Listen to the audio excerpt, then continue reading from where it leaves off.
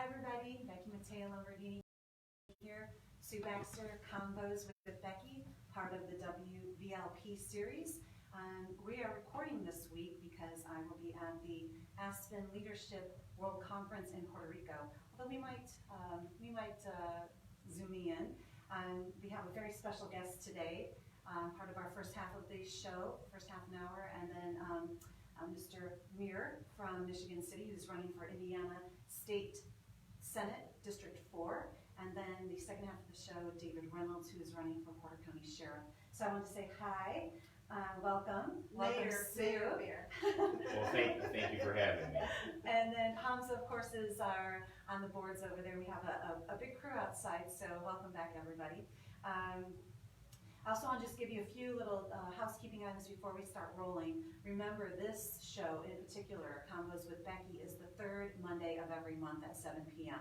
It also re-airs on Thursday at 1 p.m. and Sunday at noon. Besides all this fun stuff going on at the radio station, and you can look on Facebook at any of our pages, whether it's WBLP, Sue Baxter, Panorama, Ron Meer. Do you have a Facebook for Mayor yet? Yes, I do. Perfect. Yeah. Perfect. So you can look at all of that, and we'll be sharing constantly. So you'll be getting these names in your mind and voting for Mayor Meer, but it's for State Senate this time. So I just wanted to give a shout out to a few of our sponsors. We do remember have at the factory in Chesterton, Bringing Balance. Those classes are Monday, Tuesday, and Thursday. So we have meditation. Also, there is yoga on Tuesday and ballet on Thursday. They also have coming up that's February 19th, the Clean Eating Metabolism Ramp-Up Workshop. So you need to register for that. And then Sue, at the end of our program, will talk about that she's showing me right now. She will talk about that at the end of the show. Besides that, all of our other services are available at Bringing Balance. And as I mentioned, that festival is coming up, and you can still register for that online. It's going to be fantastic. So with that being said, once again, welcome to Valparaiso, Indiana. Thank you very much for having me once again. Yes, and I spoke with you a few weeks ago, and I mentioned how impressed I was with your responses, your demeanor, what you had to say. So tell us a little bit about yourself. Well, I'm a lifelong Northwest Indiana resident. I'm 57 years old, married, have 4 grown children. I am a 2-term mayor of Michigan City, Indiana, 2-term city councilman. Served on the Redevelopment Commission, the Economic Development Commission, the Solid Waste District of LaPorte County, also the Unified Solid Waste District of the Tri-Counties in this area, and then various other boards and commissions through my 30 plus years of experience in municipal government. And why would you say that you were running? Like, what made you think about that at this time in your life? Well, I've worked with past governors and current governor, and I've worked with legislators in both parties, and I've been very effective in getting things done and accomplished, and I think I can continue that for the 4th District. I'm really confident that that working across party lines, we're not going to always agree on everything, but I don't, on the other hand, think that we should always vilify the other party, either side, and that we need to be sitting down at the table together, working out these issues. Some of them I think are common sense issues, but the Democrats, being that they are in the minority and there's a supermajority of Republicans, I think it's important that we're at the table with them at the state level and at the local level. So I'm going to delve into that a little bit more. You mentioned a few of these people to me who you've already worked with, so that's impressive. Name some of the people and maybe the projects and the things that you've done in Michigan City and how that might work through the district. Well, a good example, a great example, is the double tracking throughout Northwest Indiana. We worked across party lines at the local level, city level, at the county level, and at the state level. You know, working closely with Governor Holcomb's office, but also you're working with all the mayors throughout Hammond, Gary, Ishikawa, at the conference, the national conference. You don't know what party any of the mayors are usually. You're working on these problems and issues that every mayor, the towns, counties must address. And, infrastructure being a gigantic one. And there's going to be a lot of money from the federal level coming down to the states. And it's going to be important for the 4th District to have a representative that's at the table to make sure that we're getting these revenues in to fix our bridges and our roads and our sidewalks.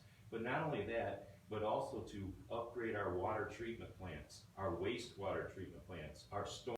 Tell us a little bit what you've been doing in between now. Well, that's the good news too, is I'm retired. I did have 30 plus years, and so I can be a full-time Indiana senator. I don't have any other side jobs, no other commitments that will sidetrack me. So 365 days a year, I would be the senator for the 4th District. So that's important. That is important. Yes. And my background, a lot of it is in environmental. It's in stormwater control, it's in water pollution, wastewater control, things of that. And so I've been doing a little bit of consulting work to offset some of my pension. And yeah, so I'm staying busy, but I have a lot more energy, and I'm ready to get into the next section of my life and get moving and getting some things accomplished. And I'm like I say, I'm very confident that we can get some of the same things done that we did in my city, because trust me, they're always at a mayor's office relaying that information to you of what the needs are. And we're going to get those type of things accomplished. So tell us a couple of things that are happening in Michigan City, because I really do, I love Michigan City. Well, I haven't been mayor for 2 years, so But I mean, in the past, what you, yes. like the zoo, the boat, the Yeah. Franklin Avenue, they're all really cool things. Yeah, well, we had a lot of investment in the 8 years that I was there. It was about $1.5 billion of private and governmental investment that occurred.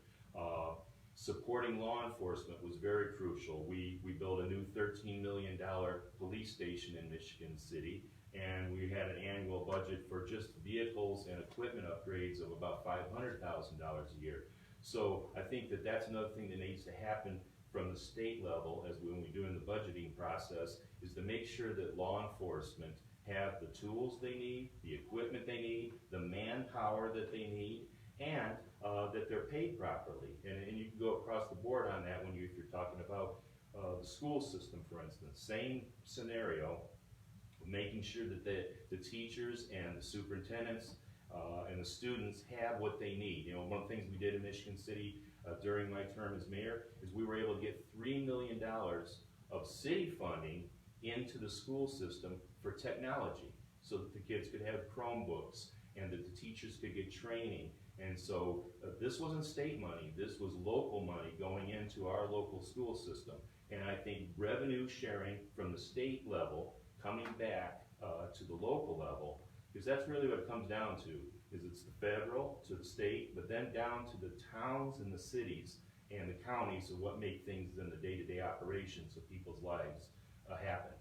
So it sounds like you have a great team, and we were talking about this. I wanted to delve a little bit more into your team for your campaign, and you said you have a family that's very involved. So tell me a little bit more about your team and your structure and what you guys are gonna do. Yeah. Well, I've had a great group of people around me ever since I ran for city council. That group has grown. Once I was no longer a councilman, but then became mayor, and so it just structured well with people that know their jobs, know what to do as far as the PR work, for instance, with some of the things we're doing here today, but also having a sound financial people. I have a great treasurer, Phil Jankowski, who was, he lives in Ogden Dunes, and he was an accountant for the University of Purdue. So I'm confident that my finances will be handled properly. It's always an important aspect of running a campaign, is the knowing what's coming in, knowing what's going out, and having accurate information of that. So that's important. But getting out and getting the message, and like I said, I think out of the other 5 candidates, the other Democratic candidates, the other Republican candidates, that I think I'm going to stand out from them. I have more of a blue collar background. I've worked my way up through the city government to the, I remember some people at the water treatment plant asking, well, how could I progress here? How far could I go? And they would always say, well, you could be the mayor, because our mayor used to work here. So, so you can make it that far. And I think it's about ambition. It's about hard work. And like I say, I don't have any other commitments that I have to other than my family.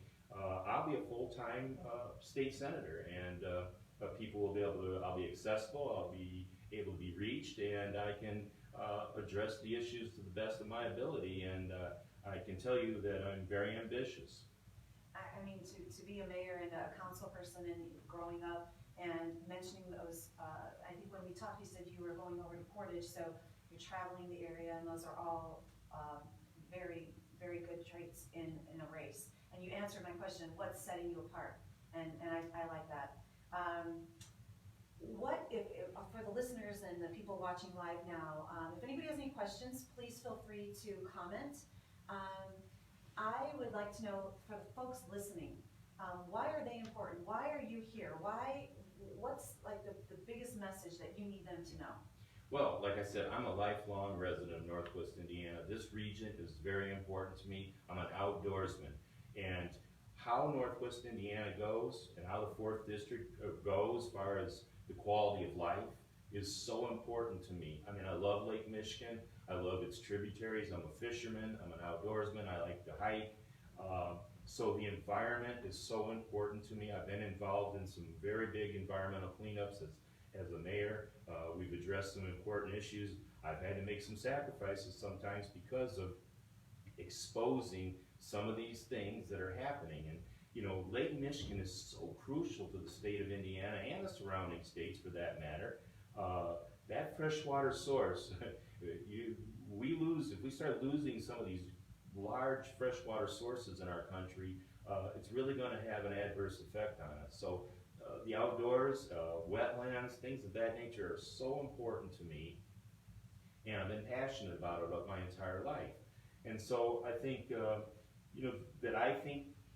like I say, working across party lines, that bipartisanship is going to be the key to getting things accomplished in the 4th District. You can't just isolate the other party and not be at the, sometimes I use this analogy of at Thanksgiving, you have the adult table, but then you have the little kids table. We need to be at the big grown-up adult table when we're getting this work done in the 4th District. We can't be over there and being isolated from what's happening.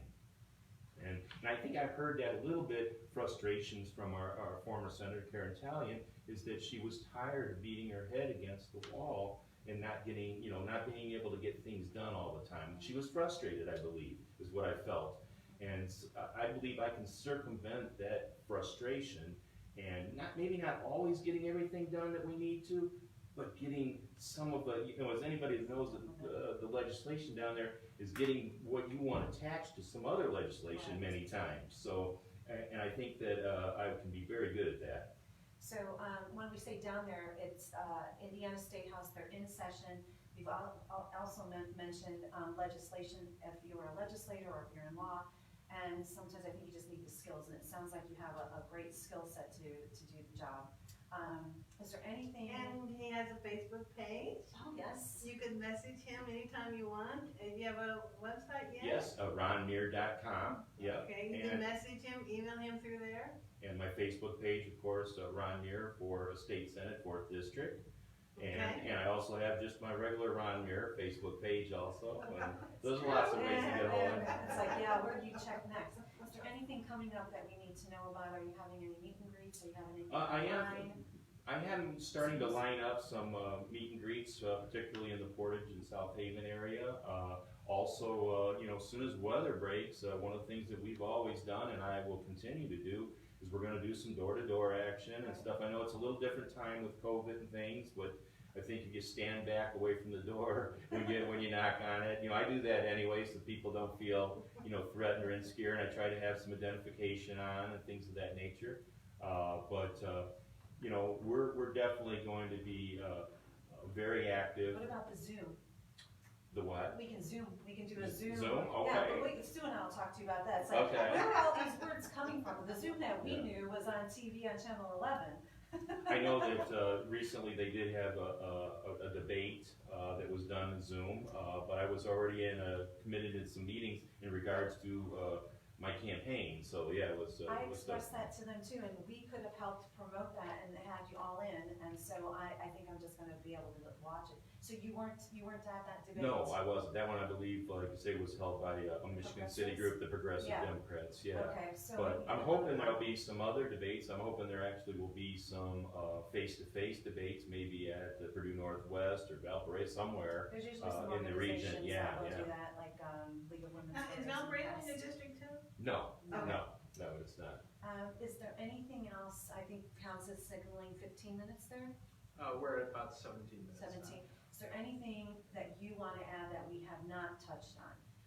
Just that, I think that we can't underestimate the importance of the state budget when that occurs. And also these bills that are attaching monies to help the actual cities and towns. You know, a great example with that is the community crossing grants. You know, right now the state of Indiana is spending about $100 million to help communities, but they have to match those grants, not always 50%, but they still do. And I think that that can be increased because sidewalks and road and street repairs, bridge repairs, things of that nature are so important to the local communities. Oh, yeah. And then that stormwater thing too, where basements are being flooded or you have standing water on the street for days. These things have to be addressed. And that's why the federal infrastructure bill passed and went through. I mean, that's going to be We were big at for a this country. Last night with the ARPA funds. Mhm. Yep, so we were going through that. And so that's a really important point that you make. And I know there's some other hot button issues, and I'm going to invite all of you to call him on that. We're kind of don't have a lot of time, but there are a lot of issues that were probably Karen's. Yeah, and I just, you know, the whole legalization of marijuana, to me, that's a no-brainer, okay? That's a real easy one. We should be doing what the other states, decriminalizing it. We could get tax revenue off of it. To me, they're making that more difficult than it is. And I know that was a frustration of Senator Talian's. And I just think, once again, being at the table, working cross-party lines, some of the Republicans that I've talked to already, they don't seem that reluctant to doing this. And then now I see that Governor Holcomb is actually opening up to this. So, I mean, if you look at the surrounding states and you see what's happening, it's another revenue generator that once again can get back down to the communities. And I think it will cut crime down and our incarceration rate on top of everything else. Yeah, I know we talked a lot. I was mentioning Hoosier Action, and it's families, a lot to do with the families, so that's a good point. Mm-hmm. Do you have a, Thank you. yep, do you have a slogan at all? I just want to leave with that. Well, no, I don't have a slogan for Just Ron Meer for Indiana yeah, Ron State Meer for Indiana Senate. State Senate, 4th District. Woo! Yeah. Yay! Thanks, everybody. And Sue's gonna finish up with a couple of other events and issues that are happening in the area. Okay, I'm Sue from Panorama Now Entertainment News, and we keep track of everything going on in the region. We specialize in entertainment, and Mayor, you'll be happy to know there's a fish and outdoor show coming up in Portage. I've seen that. February 26th and 27th. It'd be a good place for you to check that out. There's a Cabin Fever Ham Fest. A lot of people don't even know about it. Do you know about that? Where's that at? It's once a year. For those of you that are into that, it's in LaPorte. It's at the Civic Center. It's also on the 26th. There's a symphony concert, the first symphony concert of the year coming up. And that's going to be on Thursday and Friday, March 3rd and 4th. And they have a lovely new location for their concerts. They used to be in Star Plaza, as everyone knows, and now they're at the church on Taft Avenue. I can't think of the name of the church right now. But they have a lovely auditorium with great sound equipment. So people can go to your Panorama Now and Yes. find out the exact name of the church? Yes, exactly. Perfect. Living Hope, that's it, Living Hope. But you can also click on the concerts button and see all the concerts that are coming up. There's a Murder for Two theater show coming up in Hammond, and that's going to be starting February 25th through the 13th, and that's their first show for the year. There's two biggies, I got to get these in. The Maple Sugar Time at the Indiana Dunes. It's a really big deal, and the Maple Syrup Time at Deep River Water Park. And both of those are a great place to take your kids. They show you tapping syrup out of the trees. They cook the syrup on an open flame fire, and you can go buy your own maple syrup. And it's just a lovely outing for the family. The Indiana Dunes is March 12th and 13th, and the Deep River is the 12th and 13th, and then also the following weekend on the 19th and 20th, just in case there happens to be bad weather. So this is the one I want, you were pointing to me, but you need to Yes. say that, so hit it, Sue, And because we we're are running out of time. sponsoring, Panorama is sponsoring a speed dating night. Woo-hoo. Where's that, For- Valparaiso? Yes, that's at the Inlands Recreation Center. It's gonna be on Friday, March 18th. We're gonna be celebrating St. Patrick's Day, and it's called Lucky You, Speed Dating. All right, so let's all hope we get a little bit of luck in our lives, but that's true. Well, I had my 25th wedding anniversary yesterday, so I'm not interested in that. Well, we're actually even promoting like how to be a better person to stay married, so. Okay. Well, not only that, but you get to meet people, you know? Yeah, And I did have a slogan as mayor, and that was defining the moments and exceeding the time. So that, for 8 years, that was our slogan for. so it might roll into your Well, you centers. refreshed my memory There a little you bit go. there, so. We always bring up that nostalgia. All right, well, we'll be back. We're gonna shut down now. We'll be back with Mr. Reynolds.